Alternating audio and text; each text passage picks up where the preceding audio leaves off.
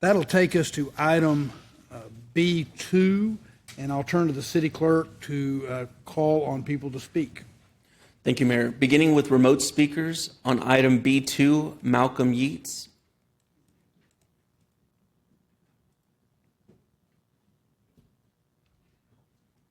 My name is Malcolm Yates. I am chair of the ERA contact team. The ERA contact team had requested many of the improvements to the 311 system that are included in the November 6, 2025 council resolution, sponsored by Councilmember Velasquez, and that are now included in item B2 HSO presentation. However, additional metrics need to be included in homeless encampment management dashboard to make it an effective tool. On May 3rd, I sent an email to all city council members listing these additional metrics. Please read this email and include these additional metrics in the dashboard requirements. These additional metrics are the cost to city departments to deal with the homeless population. Once citizens realize the true cost of the homeless issue, they will demand that their state representative introduce legislation to fund appropriate programs. The current approach of the city to dealing with the homeless issue pits citizens against city council. It does not solve the problem, it only moves it. In addition to expanding HSO services are economically unsustainable when the city is already facing budget shortfalls. The reason for much of the homeless population is that the state legislature does not adequately fund programs for mental illness and substance abuse. Austin taxpayers cannot continue to fund programs that should be funded by the state. Citizens, city departments, and city council need to work together to demand the state legislature adequately fund programs for mental illness and substance abuse. In addition to citizens contacting their state representatives, the Austin city government needs to coordinate a program with other large Texas cities to lobby the state legislature to fund mental illness programs. Thank you. Thank you. Continuing with remote speakers on item B2, Snehan Patel.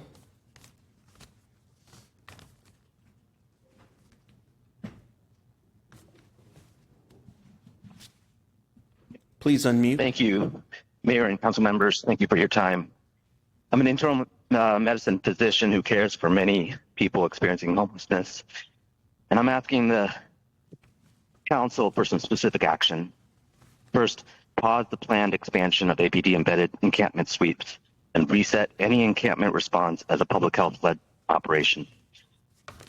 First, I ask council to direct the HSO to suspend the revised encampment management expansion, pending council review of the health and fiscal impacts. My patients describe cleanup teams paired with police with little or no outreach and no meaningful access to shelter or housing. That is driving preventable harm and worsening a public health crisis. Medically, here's what a sweep looks like. A person with diabetes loses their diabetes meds, leading to severe hypoglycemia, hospitalization, complications, including infection, possible sepsis, and limb loss, or even death.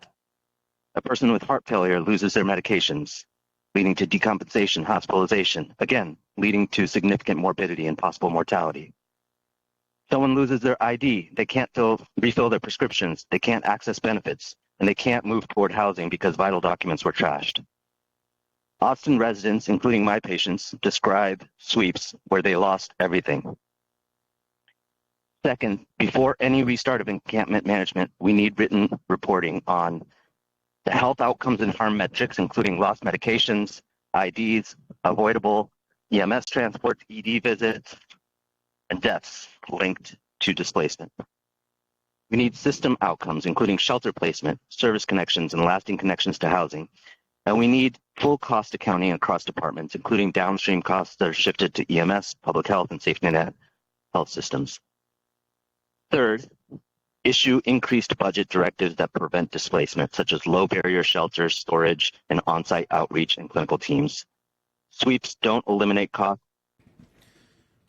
Also speaking remotely on item B2, Yasmin Smith. Good morning, Mayor and Council. My name is Yasmin Smith, born and raised Austin, I, Vice President of Justice and Advocacy for the Austin Urban League, and I'm here asking you to do something simple but critical. Pause. Pause the proposed ramp up of encampment sweeps until it is thoughtful enough to mitigate the harm we already know it will cause. I want to begin with acknowledgement. 311 calls represent real concern. A mother who no longer feels comfortable bringing her child to the park, a worker navigating spaces that feel unpredictable, a neighbor watching conditions decline and asking who is responsible for this. That is real, and it deserves a response. But how we respond will define whether that response actually works, because what we cannot do, what we must not do, is allow urgency to replace strategy. Because displacement is not resolution, enforcement standing alone is not a system. And if we look beyond the complaint, we see the other side of the same story. A man sleeping with his documents in a plastic bag so they don't get wet because those papers are the only proof he exists in the systems that might help him. A woman holding on to her medication like it's oxygen, because in many ways it is. A person choosing the same place to sleep, not because it's safe, but because it's known, and the unknown can be more dangerous. We have seen this before, hundreds of sites cleared, thousands of people contacted, and still people return because there is not enough help to accept. So the question is simple. Are we solving homelessness, or are we simply just moving it? If this encampment increase effort should move forward, it must be different.